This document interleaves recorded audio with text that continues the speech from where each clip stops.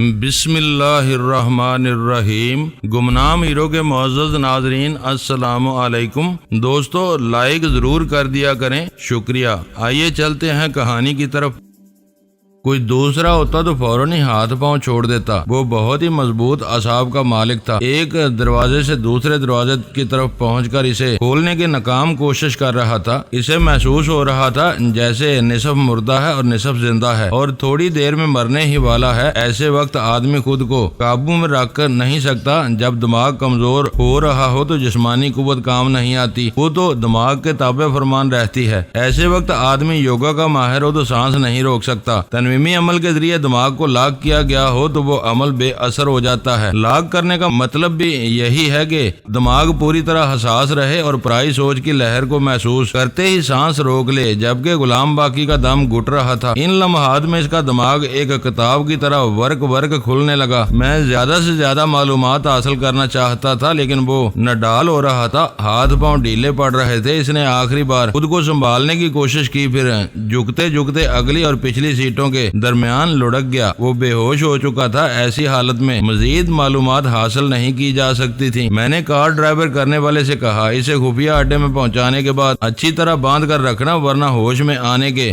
بعد زخمی شیر کی طرح لپکے گا۔ آپ اطمینان رکھیں، نہ تو ہم اسے قید سے نکلنے دیں گے اور نہ ہی اس پر کسی کی نظر پڑنے دیں گے۔ ایسی دوائیں تیار رکھو جو اعصاب کو یا دماغ کو کمزور بناتی ہیں۔ میں سوچنے لگا اس کے اغوا کا رد عمل کیا ہو سکتا ہے۔ پھر میں نے کار ڈرائیو کرنے والے سے کہا، اب یہ ہوش میں آئے تو اس کے سامنے کوئی اپنی آواز نہیں سنائے گا، سب گونگے بن کر رہیں گے۔ میں ہر بات اچھی طرح سمجھ کر واپس پومی کے پاس آ گیا۔ اس دوران 1 گھنٹہ گزر چکا تھا۔ ادھر میں پیرس پہنچ رہا تھا، ادھر وہ گرین بے کے ساحلی علاقے میں قدم رکھ چکی تھی۔ میں نے کہا، ہم نے غلام کو قابو میں کر لیا ہے، ابھی وہ بے ہوش ہے۔ میں نے کچھ معلومات حاصل کی ہیں، انہیں غور سے سنو۔ وہ سننے لگی۔ میں کہنے لگا، شارپر اور بہرام گنگولی نے ٹرانسفارمر مشین کو اسی بنگلے میں چھپا کر رکھا ہے جہاں تم پہنچنے والی ہو۔ وہ مشین دستور کے مطابق 2 بستروں کے سرہانے نصب کی جانے والی ہے۔ اس سلسلے میں شارپر کو اوزاروں اور چند کل پرزوں کی ضرورت تھی۔ اس نے ایک فہرست بنا کر غلام باقی کو دی۔ وہ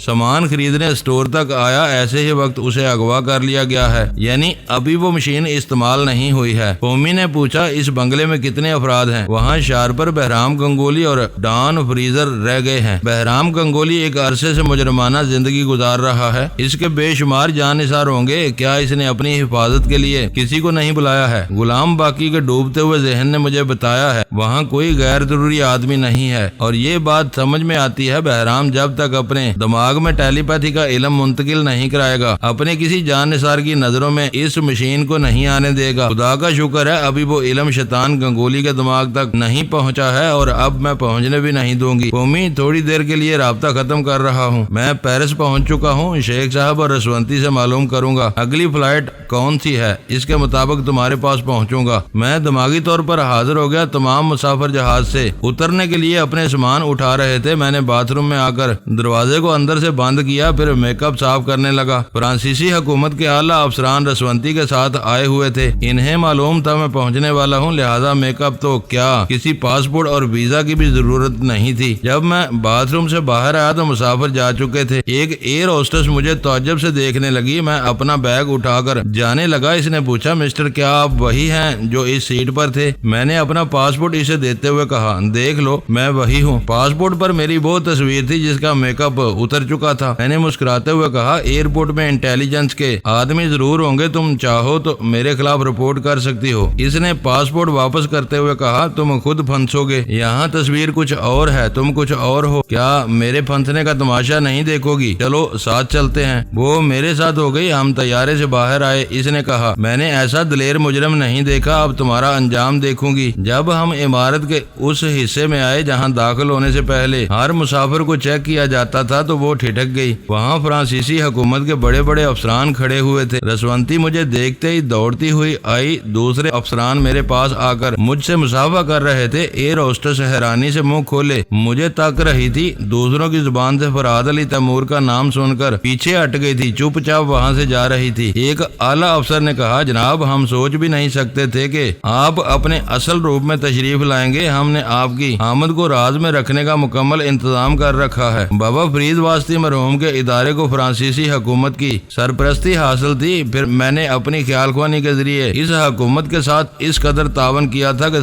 سب مجھے چاہتے تھے اور دل سے مانتے تھے۔ ان کی نظروں میں یہ حقیقت بھی تھی کہ بابا صاحب کے ادارے میں ایک نہیں تین ٹیلی پیتھی جاننے والے موجود ہیں، جن کی موجودگی میں ان کی حکومت پر کبھی آنچ نہیں آئے گی۔ مجھے اور رسونتی کو بڑی عزت اور احترام کے ساتھ سرکاری گیسٹ ہاؤس میں پہنچایا گیا۔ اس گیسٹ ہاؤس کے چاروں طرف دور دور تک مسلح فوجیوں کا پہرا تھا۔ تقریباً 2 گھنٹے تک مجھے رسونتی کے ایک لفظ بھی کہنے کا موقع نہیں ملا۔ تمام افسران کی یہی فرمائش تھی کہ میں اصل روپ میں رہوں۔ ایسا شاذ و نادر ہی ہوتا ہے، اس لیے وہ میرے اور رسونتی کے ساتھ باری باری تصویریں اترواتے جا رہے تھے۔ یہ بھی غنیمت تھا کہ تصویریں اتروانے کے بعد مجھ سے گرم جوشی سے مسافہ کرنے کے بعد رخصت ہو جاتے تھے۔ اتنا تو جانتے تھے کہ برسوں بعد بیوی سے مل رہا ہوں، لہذا تنہائی کا موقع دینا چاہیے۔ سب رخصت ہو گئے، آخر میں شیخ صاحب رہ گئے۔ وہ آدھے گھنٹے تک موجودہ مسائل پر گفتگو کرتے رہے، پھر یہ کہہ کر چلے گئے کہ مجھے رات 10 بجے والی فلائٹ سے جانا ہے، دوبارہ 1 گھنٹہ پہلے آئیں گے، پھر ضروری مسائل پر گفتگو کریں گے۔ ان کے جانے کے بعد میں نے دروازے کو اندر سے بند کیا، پھر پلٹ کر دیکھا تو رسونتی سر پر آنچل رکھے سر جھکائے شرما رہی تھی۔ میں اس کے پاس آ گیا، اس کے بازوؤں کو تھام کر مسکراتے ہوئے اسے دیکھا۔ وہ بدستور شرما رہی تھی اور منہ چھپا رہی تھی۔ میں نے اس کے چہرے کو دونوں ہتھیلیوں میں سجا کر پوچھا، جانتی ہو پچھلی بار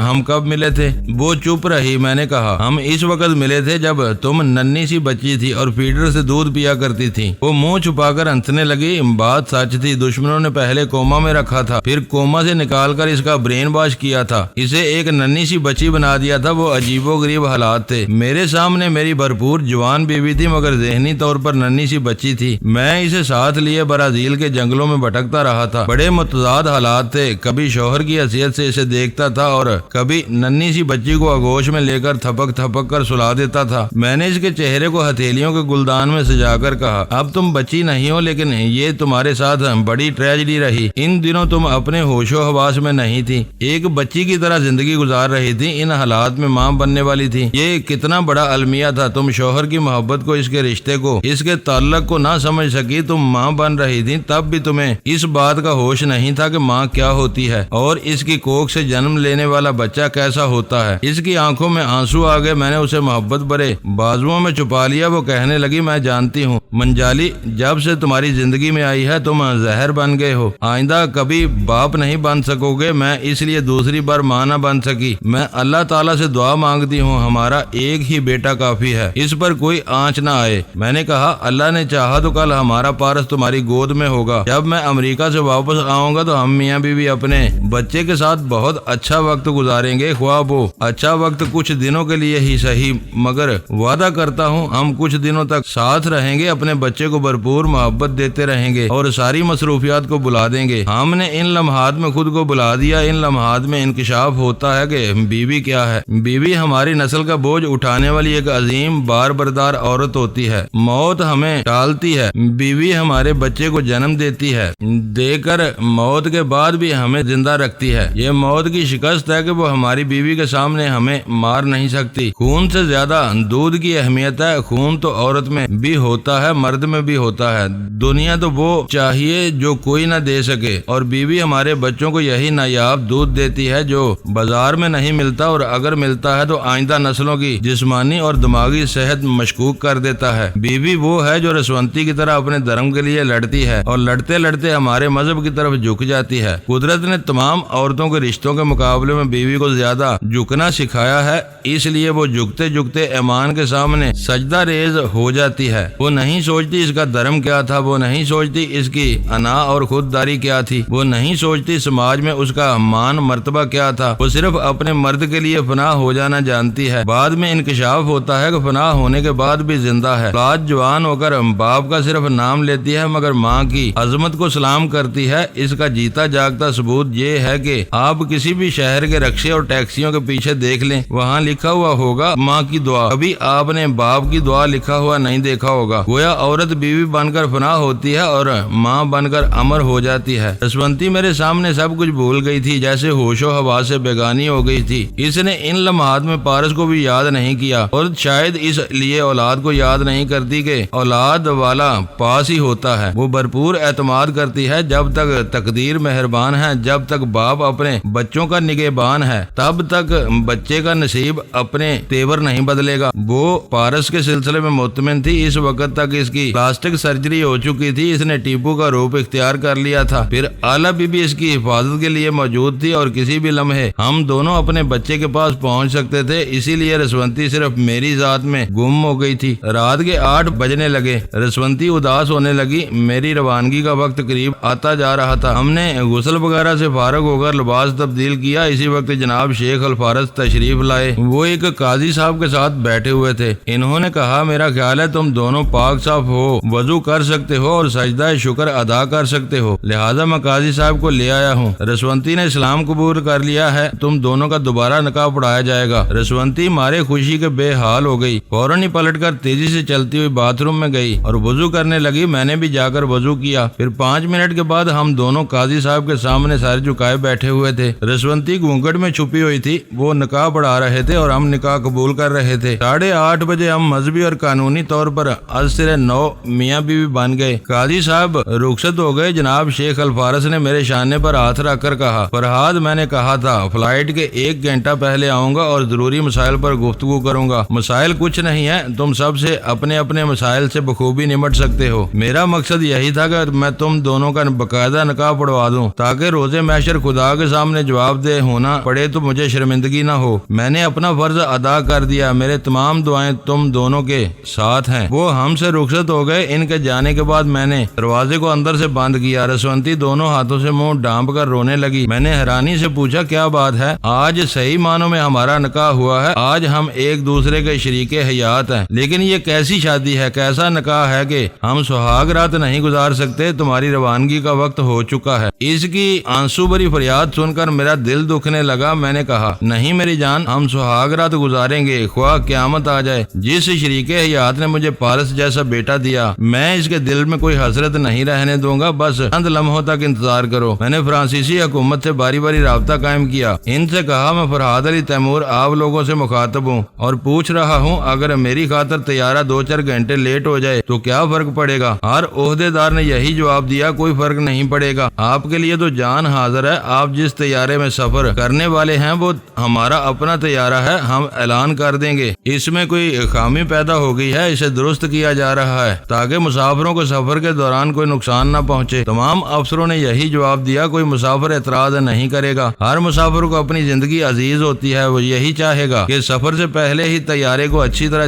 دیکھ بھال لیا جائے۔ رسونتی میرے دماغ میں تھی، میرے ذریعے ان تمام افسران کے جوابات سنتی جا رہی تھی۔ پھر اس نے پوچھا کیا مسافروں کو غلط اطلاع دی جائے گی کہ طیارے میں خرابی پیدا ہو گئی؟ خدا نخواستہ تم سفر کرتے رہتے اور طیارے میں خرابی پیدا ہو جاتی تو کیا ہوتا؟ میں اس منطق پر حیران ہو کر اسے تکنے لگا۔ اس نے دونوں ہاتھ اپنے کانوں پر رکھ لیے، پھر چیختے ہوئے بولی نہیں یہ نہیں ہو سکتا، خدایا مجھے معاف کر دے، اگر میرا جیون ساتھی سفر کرتا اور اس طیارے میں سچ مچ خرابی پیدا ہو جاتی تب کیا ہوتا؟ میں اس کی یہ بات سن کر جانے کیوں لرز گیا۔ وہ پھر چیخ کر بولی نہیں فرہاد، نہیں ہرگز نہیں، طیارے میں جھوٹی یا سچی خرابی پیدا نہیں ہوگی، کبھی پیدا نہیں ہوگی، تم سفر کرنے والے ہو۔ لعنت ہے ایسی سہاگ رات پر جو ایک رات کی خوشی کے لیے اس سے اس کا شوہر چھین لے۔ جس طیارے میں وہ سفر کر رہا ہو اس طیارے میں جانی انجانی خرابی پیدا ہو جائے، نہیں یہ کفر ہے، یہ مذاق ہے جو قدرت سے کیا جاتا ہے، اور میں ایسا مذاق کر کے اپنی ازدواجی زندگی کو داؤ پر نہیں لگاؤں گی۔ تم یہاں نہیں رکو گے، میں اپنی سہاگ رات کو تمہاری سلامتی پر قربان کرتی ہوں، تم وقت پر جاؤ گے۔ اور میں وقت پر روانہ ہو گیا۔ طیارے میں پرواز کرنے کے دوران رسونتی کا چہرہ سامنے تھا، اس کی بھیگی ہوئی آنکھیں نظر آ رہی تھی۔ عورت اپنا سب کچھ قربان کر سکتی ہے مگر سہاگ رات کو قربانی نہیں دے سکتی، کیونکہ یہ اس کی جوانی کی پہلی اور آخری خوشی ہوتی ہے۔ وہ بڑھاپے کی آخری سانس میں بھی جب اس رات کو یاد کرتی ہے تو نوخیز دلہن کی طرح شرمانے لگتی ہے۔ جس طرح زندگی ایک بار ملتی ہے اس طرح یہ رات بھی ایک بار آتی ہے۔ رسونتی میری شریک یاد تھی، میرے بچے کی ماں تھی، لیکن اس کے نصیب میں آج تک وہ رات نہیں آئی تھی۔ آج آنے والی تھی مگر اس نے میری سلامتی کے لیے اتنی بڑی خوشی کو قربان کر دیا تھا۔ وہ آخری سانسوں تک میری شریک حیات رہے گی، لیکن یہ رات اب اس کی زندگی میں کبھی نہیں آئے گی۔ میں تھوڑی دیر تک خاموش رہا، اپنے دل اور دماغ دماغ سے تمام جذبات کو نکالنے کی کوشش کرتا رہا، کیونکہ اندر جذبات بھرے ہوں تو جیسے غبارہ بھرا ہوتا ہے۔ ایسے میں آدمی نہ تو کام کی بات سوچ سکتا ہے اور نہ ہی کوئی کام پوری توجہ سے کر سکتا ہے۔ پھر میں نے پومی سے رابطہ قائم کیا، وہ میرا انتظار کر رہی تھی۔ اس نے کہا تم 6 گھنٹے سے غائب ہو، مگر شکایت نہیں کروں گی، بہت عرصے بعد رسونتی سے ملاقات ہوئی ہے۔ ہاں میں 6 گھنٹے تک ساری دنیا کو بھول گیا تھا، تم بتاؤ کیا کرتی رہی؟ اس بنگلے کے قریب ان کی نگرانی کرتی رہی، وہاں سے کبھی بہرام گنگولی اور کبھی ایک انگریز باہر آتا تھا، وہ لوگ برآمدے میں کھڑے ہو کر دور دور تک دیکھتے تھے، پھر پریشان ہو کر چلے جاتے تھے۔ یقیناً انہیں غلام باقی کا انتظار تھا۔ پومی کے بیان کے مطابق وہ لوگ 2 گھنٹے تک پریشان رہے، پھر ڈان فریزر باہر آیا۔ بنگلے کے احاطے میں 2 گاڑیاں تھیں، ایک تو غلام باقی لے گیا تھا، دوسری کار موجود تھی۔ ڈان فریزر نے اس کی اسٹیئرنگ سیٹ سنبھالی، پھر ڈرائیو کرتا ہوا سڑک پر آیا۔ پومی دور ہی سے دیکھ رہی تھی، وہ سڑک کے کنارے آ کر کھڑی ہو گئی، پھر ایک انگوٹھے سے لفٹ حاصل کرنے کا اشارہ کرنے لگی۔ اس نے دیکھ لیا تھا کچھ اور لوگ فریزر کا تعاقب کر رہے تھے اور وہ یقیناً ہمارے ہی آدمی تھے۔ ڈان فریزر نے دیکھا ایک حسین نوخیز دوشیزہ سڑک کے کنارے لفٹ مانگ رہی ہے، کوئی اور وقت ہوتا تو شاید وہ گاڑی روک دیتا، فی الوقت وہ سب ہی پریشان تھے۔ غلام باقی کی گمشدگی نے انہیں خطرے کا احساس دلایا تھا، پھر وہ اپنے استاد بہرام گنگولی سے ڈرتا تھا، اس کے حکم کی تعمیل کرنے کے دوران کسی حسینہ میں دلچسپی نہیں لینا چاہتا تھا۔ بہرحال اس نے گاڑی نہیں روکی، پومی کے قریب سے تیز رفتاری کے ساتھ گزر گیا، پیچھے آنے والی گاڑی بھی اسی طرح گزر گئی، اس کے پیچھے ایک اور گاڑی آ رہی تھی، وہ رک گئی۔ ایک نوجوان نے دروازہ کھول کر باہر آتے ہوئے کہا، مس پومی میں آپ کو پہچانتا ہوں، بابا صاحب کے ادارے سے تعلق رکھتا ہوں، کم آن ہری اپ ورنہ وہ نکل جائے گا۔ وہ جلدی سے آ کر بیٹھ گئی، پھر بولی یہ ڈان فریزر بھی کسی اسٹور میں جائے گا اور مشین کے کل پرزے خریدے گا۔ گاڑی ڈرائیو کرنے والے نوجوان نے چھوٹا سا ٹرانسمیٹر نکال کر اپنے ساتھیوں سے رابطہ قائم کیا، انہیں بتایا پومی میرے ساتھ ہے، اگر ڈان فریزر بھی کسی اسٹور میں جا کر کل پرزے خریدے تو اس کا مطلب ہے وہ کل پرزے نہایت اہم ہیں۔ دوسری طرف سے جواب ملا، ہم اس کی اہمیت سمجھ رہے ہیں، ہماری کوشش یہی ہوگی کہ ڈان فریزر بھی واپس نہ جا سکے۔ پومی نے اس کے ہاتھ سے ٹرانسمیٹر لے کر کہا، میں پومی بول رہی ہوں، ڈان کو اغوا کر کے کسی دوسری جگہ پہنچایا جائے، اسے غلام باقی کے پاس ہرگز نہ لے جانا۔ میں پومی کو ان کے متعلق اچھی خاصی تفصیلات بتا چکا تھا، وہ سمجھ گئی تھی کہ فریزر نے ترمیمی عمل کے ذریعے غلام باقی کو اپنا تابع دار بنایا تھا، اگر اغوا کرنے کے بعد دونوں کو ایک جگہ رکھا جاتا تو غلام ضرور اپنے ترمیمی عمل کرنے والے سے متاثر ہوتا۔ پومی یہ بھی سمجھتی تھی کہ میں نے غلام باقی کے بے ہوش ہونے کے دوران اس کے دماغ سے کچھ معلومات حاصل کی تھی، اگر اسے علیحدہ رکھ کر اس کے دماغ کو اسی طرح کمزور رکھا جاتا تو مزید معلومات حاصل ہو سکتی تھیں، اس لیے اس نے ہمارے آدمیوں سے کہہ دیا تھا ڈان فریزر کو اس سے دور رکھا جائے۔ ہمیں اس بات کا اطمینان تھا وہ ٹرانسفارمر مشین ابھی ان کے کسی کام نہیں آئے گی، اسے دوبارہ نصب کرنے اور آپریٹ کرنے کے سلسلے میں جن چیزوں کی کمی تھی وہ ان کے پاس نہیں پہنچ رہی تھی، بلکہ ہم پہنچنے نہیں دے رہے تھے۔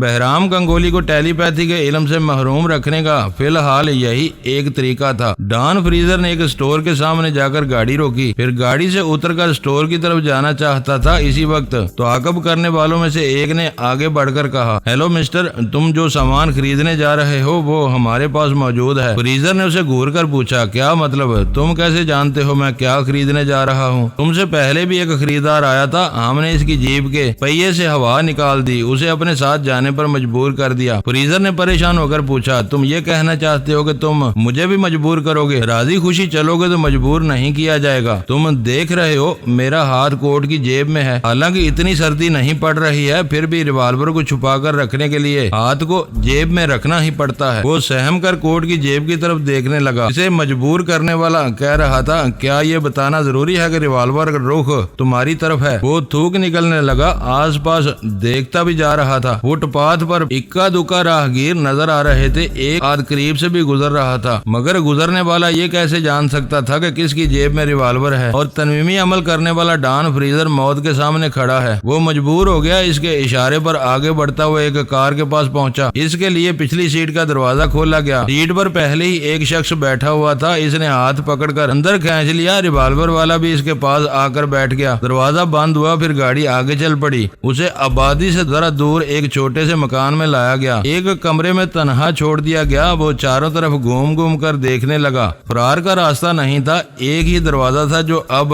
کھل رہا تھا۔ وہ دروازے پر پومی کو دیکھتے ہی چونک گیا، یاد بتایا اس لڑکی نے لفٹ مانگی تھی۔ اس نے پیچھے ہٹ کر پوچھا تم کون ہو، کس تنظیم سے تعلق رکھتے ہو؟ دیکھو میرے گرو دیو کے بارے میں تمہیں کچھ معلوم نہیں ہے، وہ بہت خطرناک ہے، ابھی کالے علم کے ذریعے مجھے یہاں سے نکال لے جائے گا۔ قومی نے کمرے میں آ کر کہا تمہیں گرو دیو پر یقین ہے، پھر بھی خوف سے مرے جا رہے ہو، آرام سے بیٹھو۔ وہ ایک کرسی پر بیٹھتے ہوئے بولا کیا تم غلام باقی کو اغوا کیا ہے؟ وہ دوسری کرسی پر بیٹھتے ہوئے بولی تم سوال نہیں کرو گے، صرف جواب دو گے اس بنگلے میں شارپر اور بہرام گنگولی کے علاوہ اور کون ہے؟ میں تمہارے سوال کا جواب نہیں دوں گا۔ قومی نے ایک جوان کو بلا کر کہا ریوالور کی نال کن پٹی سے لگا دو، یہ جواب دینے میں ایک لمحے کی بھی تاخیر کرے تو گولی مار دینا۔ نوجوان نے ریوالور نکال کر ڈان فریزر کی کن پٹی سے لگا دیا۔ وہ خوف سے لرزنے لگا، پھر بولا وہاں صرف شارپر اور میرے گرو دیو ہیں، وہ کسی اور کو اس راز میں شریک نہیں کرنا چاہتے۔ کیا اس بنگلے میں ٹیلی فون ہے؟ نہیں ہے، میں نے ٹیلی فون کا تار اس بنگلے کی طرف جاتے دیکھا ہے۔ وہ بے بسی سے بولا جب تم نے دیکھا ہے تو پوچھتی کیوں ہو؟ اب اس نے غلط جواب دیا تو گولی چلا دینا۔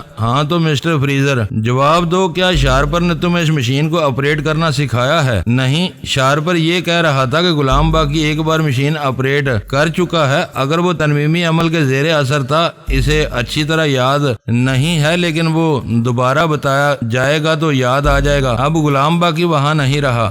میرا استاد بہرام گنگولی کہہ رہا تھا مجھے آپریٹ کرنا سکھایا جائے گا، لیکن پہلے سامان ضروری تھا، اس لیے میں خریداری کے لیے آیا تھا۔ میں کہتا ہوں میرا استاد بہت خطرناک ہے، وہ کالے منتروں کا جاپ کرے گا تو ریوالور کی گولیاں پگھل جائیں گی، تم سب کے ہاتھ پاؤں شیل ہو جائیں گے، کوئی میرے سامنے آنکھ اٹھا کر دیکھ بھی نہیں سکے گا، اور میں تم سب کے سامنے سے گزرتا ہوا چلا جاؤں گا۔ وہ بولی ہم یہ دلچسپ تماشا ضرور دیکھیں گے، فی الحال ٹیلی فون لے آؤ۔ دوسرے جوان نے ٹیلی فون لا کر سینٹر ٹیبل پر رکھ دیا۔ فریزر تم چاہو تو اپنے گرو گھنٹال سے بات کر سکتے ہو۔ وہ بے یقینی سے ایک ایک کا منہ تکنے لگا۔ پومی نے نوجوان سے ریوالور لیا، پھر پوچھا کیا تم بات کرنا نہیں چاہتے؟ وہ جلدی سے کرسی کھسکا کر سینٹر ٹیبل کے قریب آیا، پھر ریسیور اٹھا کر نمبر ڈائل کرنے لگا۔ جب ڈائلنگ ختم ہو گئی، رابطہ قائم ہو گیا، دوسری طرف سے آواز سنائی دی تو ڈان نے جو کچھ کہنے کے لیے منہ کھولا، اسی لمحے پومی نے ریوالور کی نال اس کے منہ میں گھسیڑ دی۔ اس کے ہاتھ سے ریسیور لے لیا، اپنے کان سے لگا کر سنا۔ دوسری طرف سے بہرام کی آواز سنائی دے رہی تھی، ہیلو ہیلو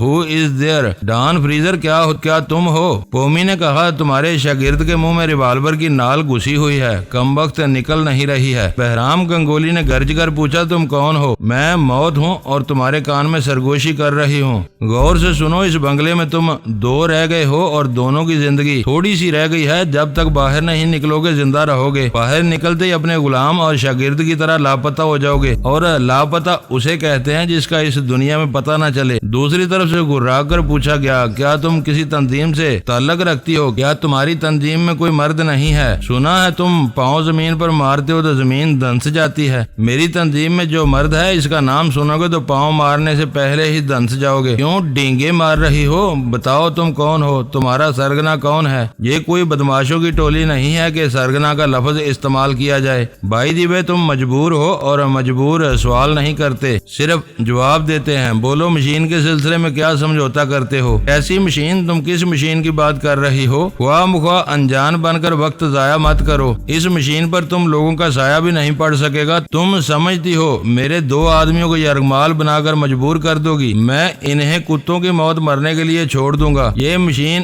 میری جان ہے، میری زندگی ہے، تم اپنی جان کو تنہا استعمال نہیں کر سکو گے، شارپر بھی کچھ نہیں کر سکے گا، اسے آپریٹ کرنے کے لیے ایک تیسرے آدمی کی ضرورت پڑے گی، اور وہ تیسرا آدمی اب تمہارے پاس نہیں رہا۔ تم کیا سمجھتی ہو میرے پاس غلاموں اور جان نثاروں کی کمی ہے؟ جو بھی غلام یا جان نثار مشین سے تعلق رکھنے والے کل پرزے خریدنے آئے گا زندہ واپس نہیں جائے گا، اور تم دونوں کے متعلق میں پہلے ہی پیشن گوئی کر چکی ہوں، زندگی سے بیزار ہونے کے بعد ہی باہر قدم نکالو گے۔ تھوڑی دیر تک دوسری طرف خاموشی رہی۔ پومی نے کہا میں جواب کا انتظار کر رہی ہوں۔ بہرام گنگولی کی گونجتی ہوئی آواز سنائی دی، میں تھوڑی مہلت چاہتا ہوں، سوچنے کا موقع دو۔ وہ بے شک موقع دوں گی، جب تک کالے منتر پڑھ سکتے ہو پڑھتے رہو۔ میں نے جادو کے متعلق بہت کچھ سنا ہے، کبھی آنکھوں سے دیکھا نہیں ہے، آج دیکھنا چاہتی ہوں۔ میں ڈان فریزر سے بات کرنا چاہتا ہوں، اس سے بھی بات ہو جائے گی، لیکن میری ایک بات اچھی طرح یاد رکھنا، غلام باقی اور ڈان فریزر سے ہمیں خطرہ نہیں تھا، اس لیے ہم نے ان دونوں کو اغوا کیا، تمہیں نہیں کریں گے۔ جیسے ہی باہر نکلو گے چاروں طرف سے گولیاں برسنا شروع ہو جائیں گی، تاکہ تم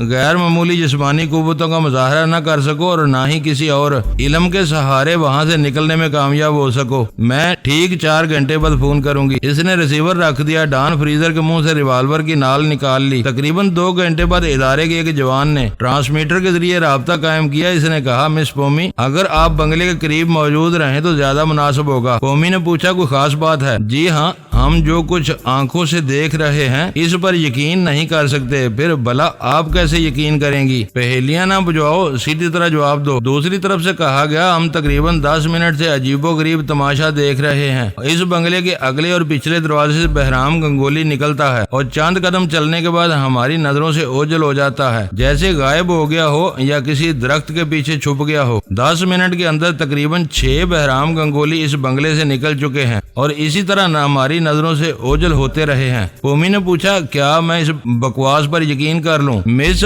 हमने पहले ही कहा था कि आप यकीन नहीं करेंगी। मैं बंगले के अगले हिस्से की तरफ हूँ। मैंने इस दरवाजे से 3 बहराम गंगोली को निकलते देखा है जो बाकी बंगले के पिछले हिस्से की तरफ निगरानी कर रहे हैं। इनका भी यही बयान है। इन्होंने 3 बहराम गंगोली को निकलते देखा है। इस तरह अब तक 6 बहराम निकल चुके हैं। चलो मैं मान लेती हूँ, मगर 6 में से कोई तो कहीं जाता हुआ नजर आया होगा। यही तो हैरानी की बात है। हम आंखें फाड़ फाड़ कर देख रहे हैं और बंगले से निकलने वाला बहराम चंद कदम चलने के बाद गुम हो जाता है। मैं अभी आ रही हूँ, ट्रांसमीटर बदस्तूर राब्ता कायम करते रहो। इसने डॉन फ्रीजर को 2 जवानों के हवाले किया। फिर वहाँ से कार में बैठकर तेजी से ड्राइव करते हुए इस बंगले की तरफ जाने लगी। रास्ते में ट्रांसमीटर के जरिए राब्ता कायम होता जा रहा था। बंगले के करीब पहुँचने से पहले ही महसूस हुआ जैसे मौसम अचानक बदल गया है। तेज हवाएं चलने लगी हैं। ट्रांसमीटर पर कहा जा रहा था, मिस पोमी, यहाँ अचानक आंधियां चलने लगी हैं। दरख्त यूं लर्द रहे हैं जैसे जड़ से उखड़ने वाले हों। गर्द का एक तूफान है। बंगले के आसपास कुछ नजर नहीं आ रहा है, सिर्फ एक आवाज सुनाई दे रही है। क्या आप ट्रांसमीटर के जरिए कुछ सुन सकती हैं? पोमी ने इस ट्रांसमीटर को कान से लगा लिया। वहाँ से आवाज आ रही थी, जय महाकाली,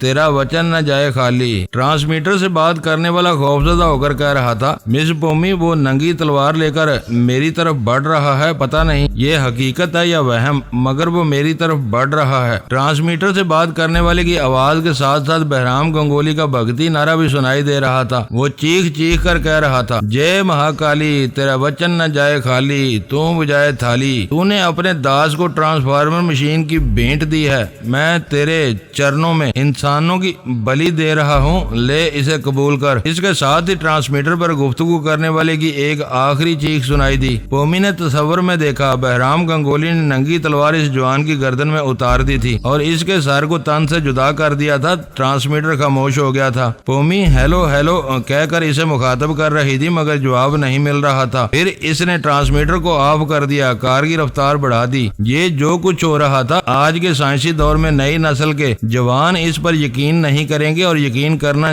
भी नहीं चाहिए, क्योंकि जादू सोडा वाटर गैस की तरह होता है। बोतल खुलते ही तेजी से झाग निकलता है, फिर वो बोतल ठंडी पड़ जाती है। हमारे जिन पैगंबरों पर आसमानी किताबें नाज़िल हुई, इन पर ईमान रखने वाले तस्लीम करते हैं कि जादू इस दुनिया में है। इसीलिए हजरत मूसा अलैहिस्सलाम मुकाबले में कितने खतरनाक जादूगर आए और अपना समूह लेकर रह गए। ये आसमानी किताबें हैं, हमें समझाती है कि ईमान मजबूत हो, इंसान रास्ते पर चल रहा हो तो इस पर जादू असर नहीं कर सकता। आज भी हमारी दुनिया में बड़े बड़े जादूगर हैं जो मेस्मरिज्म जानने वाले बाकमाल प्रोफेसर की हैसियत से मशहूर हैं। वो सैकड़ों हाजरीन के सामने खड़े होकर सबकी घड़ियों का वक्त रोक देते हैं और अपनी मर्जी के मुताबिक वक्त बदल देते हैं। हाजरीन को अपनी खाली टोपी दिखाकर सर पर रखते हैं, फिर उसे सर से उतारते हैं तो टोपी के अंदर से कबूतर परवाज करते हैं। ये जादू या नजरबंदी का कमाल है। ऐसी ही नजरबंदी का कमाल बहराम गंगोली को आता था। इसने जादू के अजीब तमाशे दिखाए। इस बंगले से यके बाद दीगरे कई बहराम गंगोली को निकाला। जब असल बहराम गंगोली निकला तो आंधियां सी चलने लगी, हर तरफ गर्दो गुबार छा गया और वो नंगी तलवार लिए नजर आया जिसने ट्रांसमीटर पर गुफ्तगू करने वाले की गर्दन उड़ा दी। भूमि का जी चाहता था ख्याल खोने की परवाज की तरह पलक झपकते ही बहराम तक पहुंच जाए, मगर ये मुमकिन नहीं था। वो ज्यादा से ज्यादा रफ्तार बढ़ाकर इस बंगले के करीब पहुंचती जा रही थी। करीब पहुंचते ही इसने ब्रेक लगाने शुरू किए। थोड़ी दूर जाकर रुक गई। कार रुकते रुकते दूसरी तरफ घूम गई। अच्छा हुआ घूम गई। गर्दो गुबार के तूफान के बावजूद बंगले से एक गाड़ी निकलती हुई नजर आई थी जो इसी रुख पर जा रही थी और बड़ी तेज रफ्तारी से जा रही थी। पोमी ने अपनी गाड़ी उसके पीछे लगा दी। इसने देखा जो गाड़ी आगे जा रही थी इसकी छत पर अच्छा खासा ہلکا سا سامان بندھا ہوا تھا۔ وہ کیا تھا دور سے سمجھ نہیں آ سکتا تھا، مگر پومی سمجھ سکتی تھی وہ یقیناً ٹرانسفارمر مشین ہوگی۔ اس کے بغیر بہرام گنگولی فرار ہونے کا تصور بھی نہیں کر سکتا تھا۔ پتہ نہیں یہ کالے عمل کا نتیجہ تھا یا سچ مچ آندھی چلنے لگی تھی۔ کالے جادو پر یقین رکھنے والے اسے بہرام گنگولی کا کمال سمجھ سکتے تھے، اور نہ سمجھنے والوں کے لیے یہ قدرتی حالات تھے جو بہرام کے حسب حال تھے۔ ہر طرف گرد و غبار کا ایک طوفان تھا۔ آگے جانے والی گاڑی دھندلی سی نظر آ رہی تھی۔ وہ ہائی وے پر جا رہے تھے۔ اس راستے پر شاد و نادر ہی گاڑیاں نظر آتی تھی۔ پومی خطرناک حد تک رفتار بڑھا رہی تھی، اس کے باوجود بہرام گنگولی کی گاڑی تک پہنچ نہیں پا رہی تھی۔ معلوم ہوتا تھا وہ بھی آندھی طوفان کی رفتار سے جا رہا ہے، بلکہ اس سے دور ہوتا جا رہا ہے۔ وہ گاڑی کبھی دکھائی دیتی تھی اور کبھی دھند میں چھپ جاتی تھی۔ تقریباً آدھے گھنٹے تک تعاقب کرتے رہنے کے بعد پتہ چلا آگے جانے والی گاڑی وہ نہیں ہے جس کا وہ پیچھا کرتی آ رہی ہے۔ اگرچہ اس گاڑی کی چھت پر بھی سامان تھا، مگر وہ سامان کچھ اور تھا۔ بہرام گنگولی کی گاڑی یا تو دوسرے راستوں میں سے کسی پر مڑ گئی تھی یا اسی ہائی وے پر میلوں دور نکل گئی تھی۔ پومی نے رفتار اور بڑھا دی۔ گرد و غبار کے طوفان نے الجھا دیا تھا، بلکہ بھٹکا دیا تھا اور بہرام کو نکل جانے کا موقع دیا تھا۔ اس نے ٹرانسمیٹر کے ذریعے اپنے آدمیوں سے رابطہ قائم کیا، انہیں ہدایت دی فوراً ہیلی کاپٹر کے ذریعے اسے تلاش کیا جائے۔ وہ ہائی وے سے جانے والی مختلف سڑکوں میں سے کسی پر ضرور نظر آئے گا۔ اس کی کار کا رنگ نیلا ہے، چھت پر سامان بندھا ہوا ہے۔ وہ تھک ہار کر ہائی وے کے ایک ریستوران میں پہنچ گئی۔ وہاں ہلکا سا ناشتہ کرنے کے بعد کافی پی رہی تھی۔ ایسے ہی وقت میں اس کے پاس پہنچا۔ وہ تمام رودات سنانے لگی۔ اس کی رودات یک طرفہ تھی۔ ہم نہیں جانتے تھے دوسری طرف بہرام گنگولی کے ساتھ کیا ہو رہا ہے اور وہ کیا کر رہا ہے۔ ایک واقعے کا ہر پہلو سامنے ہو تو بات پوری طرح سمجھ میں آتی ہے۔ ہمیں بعد میں معلوم ہوا بہرام گنگولی کن مسائل کا سامنا کر رہا تھا، لہذا جو معلومات بعد میں حاصل ہوئی میں ان کا ذکر ابھی کر رہا ہوں۔ اپنی تدبیروں سے کامیاب ہونے والے اکثر ایسے واقعات سے دو چار ہوتے ہیں، تقدیر کے قائل ہو جاتے ہیں۔ بہرام نے اپنی تدبیروں سے اور اپنی کوششوں سے دنیا کے خطرناک علوم سیکھے۔ ٹیلی پیتھی سیکھنے کی ہزار کوششیں کی، کتنی ہی تدبیریں آزمائیں، لیکن تقدیر نے ساتھ نہیں دیا۔ آخر پچھلے دن اسے ٹرانسفارمر مشین کے ساتھ شار پر بھی ہاتھ لگ گیا۔ وہ چاہتا تو پچھلی رات ہی مشین کے ذریعے اپنے دماغ میں ٹیلی پیتھی کا علم بھر سکتا تھا، لیکن اس کی بدقسمتی تھی۔ ناکامی کا پہلا سبب شار پر تھا، وہ اچانک بیمار پڑ گیا تھا۔ دوسرا سبب وہ مشین تھی۔ خفیہ تہہ خانے سے مشین کو بڑی عجلت میں کھول کر گاڑی میں رکھا گیا تھا۔ اسے اندیشہ تھا کسی خفیہ تنظیم کے افراد آ سکتے تھے اور مشین کا راز فاش ہو سکتا تھا۔ بہرحال عجلت میں مشین کو منتقل کرنے کا نتیجہ یہ ہوا کہ اس کے کچھ پردے تہہ خانے میں رہ گئے یا تہہ خانے سے گاڑی تک لانے کے دوران کہیں گر پڑے، جس کی وجہ سے وہ مشین فی الحال ناکارہ ہو گئی تھی۔ بہرام کی ناکامی کا تیسرا سبب وہ ڈائری تھی جسے مرینا لے گئی تھی۔ اب شار پر ہی اس مشین کو آپریٹ کرنا سکھا سکتا تھا۔ بہرام گنگولی نے کہا تم کاغذ پر اس مشین کو آپریٹ کرنے کا طریقہ پوری تفصیل سے لکھ دو تاکہ غلام باقی اسے پڑھتا رہے اور آپریٹ کرتا رہے۔ شار پر گرین بے پہنچ کر لکھنے والا تھا، مگر شدید بخار میں مبتلا ہو گیا تھا۔ بہرام علاج کے لیے اسے بنگلے سے باہر لے جانا نہیں چاہتا تھا اور نہ ہی کسی ڈاکٹر کو بلانا چاہتا تھا۔ دوا کی دکانوں پر بخار کم کرنے کی مخصوص دوائیں مل جاتی ہیں۔ اس نے وہی دوائیں منگوا کر اسے پلائیں، جس کے نتیجے میں وہ 4 گھنٹے تک سوتا رہا۔ جب بیدار ہوا تو اسے کچھ کھلایا پلایا گیا۔ وہ بہت ہی نکاہت محسوس کر رہا تھا۔ بہرام نے کہا تمہاری حالت بہت خراب ہے، کم از کم مشین کو آپریٹ کرنے کا طریقہ بتا دو۔ جب وہ مشین مکمل نہیں ہو سکے گی تو آپریٹ کرنے کا طریقہ لکھوا کر کیا کرو گے؟ اس میں جن پردوں کی کمی ہے وہ میں لکھ رہا ہوں، پہلے انہیں منگواؤ۔ اس نے ان چیزوں کی فہرست تیار کر دی۔ یہ وقت وہی تھا جب غلام باقی پردے خریدنے جا رہا تھا اور ہمارے آدمیوں کے ہتھے چڑھ گیا تھا۔ بہرام گنگولی شدید اضطراب میں مبتلا ہو گیا تھا۔ وہ بار بار شارپر کے پاس آ کر اسے چھو کر دیکھتا تھا۔ بخار تیز ہو گیا تھا، اس پر نیم بے ہوشی کی حالت طاری تھی۔ ایسے میں وہ کچھ لکھ نہیں سکتا تھا۔ اس کے لیے نئی پریشانی یہ تھی کہ غلام باقی باہر جانے کے بعد واپس نہیں آیا تھا۔ اس کا 1 گھنٹے تک انتظار ہوتا رہا۔ اس نے سوچا تھا جب ٹیلی پیتھی کی صلاحیتیں اس کے دماغ میں منتقل کی جائیں گی تو ایک بیڈ پر وہ لیٹے گا، دوسرے پر شارپر اور غلام باقی مشین کو آپریٹ کرے گا، لیکن وہ مہرہ بھی ہاتھ سے نکل گیا تھا۔ اب لے دے کر ڈان فریزر اس کے پاس رہ گیا تھا۔ وہ شدید اضطراب کے عالم میں منتر پڑتا جا رہا تھا، معلوم کرنا چاہتا تھا کہ غلام باقی کہاں رہ گیا ہے۔ وہ ڈان کو شارپر کے پاس چھوڑ کر دوسرے کمرے میں چلا گیا۔ دروازہ بند کرنے کے بعد اس اس نے ایک بڑا سا خنجر نکالا، پھر دونوں ہاتھ بلند کرتے ہوئے کہا، جے مہاکالی، تیرا وچن نہ جائے خالی، میں تجھے رام کرنے کے لیے منتر پڑھتا جا رہا ہوں، اب اپنا خون دے رہا ہوں، مجھے بتاؤ مجھ پر آفت آنے والی ہے یا میں کامیاب ہونے والا ہوں؟ دوستو ویڈیو کو لائک ضرور کر دیا کریں۔ ISI پاک آرمی زندہ باد، پاکستان پائندہ باد۔ معزز ناظرین، اپنا خیال رکھیے گا اور اپنے اس چینل کا بھی شکریہ۔